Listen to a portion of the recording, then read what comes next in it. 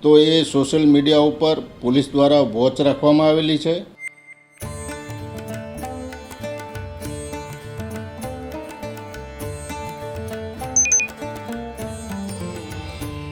હાલમાં ભારત અને પાકિસ્તાન વચ્ચે જે યુદ્ધનું વાતાવરણ છે અને પરિસ્થિતિ ચાલી રહી છે એ અનુસંધાને સોશિયલ મીડિયા ઉપર ખોટી કોઈ પોસ્ટ કરે અને રાષ્ટ્રને ગેરમાર્ગે દોરવા માટે કંઈ કૃત્ય ન કરે એ માટે સર્વેલન્સ ટીમના માણસો વોચ ઉપર હતા।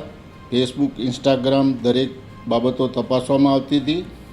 તે દરમિયાન 10 તારીખે રાત્રે જાગો ઇન્ડિયા ચેનલમાં ભારત દેશના સાર્વભૌમત્વ અને એકતા અને સુરક્ષાને જોખમમાં મૂકતી ખોટી પોસ્ટ દીપેનસિંહ પરમારે મૂકેલી હતી, જેમાં એણે ટાઇટલ આપ્યું હતું કે પહેલગામ હુમલો પૂર્વ નિયોજિત અને ભારતમાં જ રહે છે આ આતંકવાદના ગુરુઓ।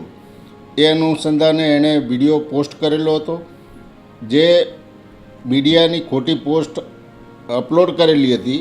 એ અનુસંધાને અમરોલી પોલીસ સ્ટેશનમાં એના વિરુદ્ધમાં ગુનો નોંધાયો છે અને હાલમાં આરોપીને એરેસ્ટ કરવામાં આવેલ છે। આપણા દેશની અખંડિતતા અને એકતાને સુરક્ષાને અસર કરતી ખોટી પોસ્ટ કોઈ પણ પોસ્ટ કરશે તો એ સોશિયલ મીડિયા ઉપર પોલીસ દ્વારા વોચ રાખવામાં આવેલી છે। આવી કોઈ પણ પોસ્ટ કોઈએ મૂકવી નહીં, કોઈએ ફોરવર્ડ કરવી નહીં અને સાચી હકીકતથી વાકેફ રહેવું।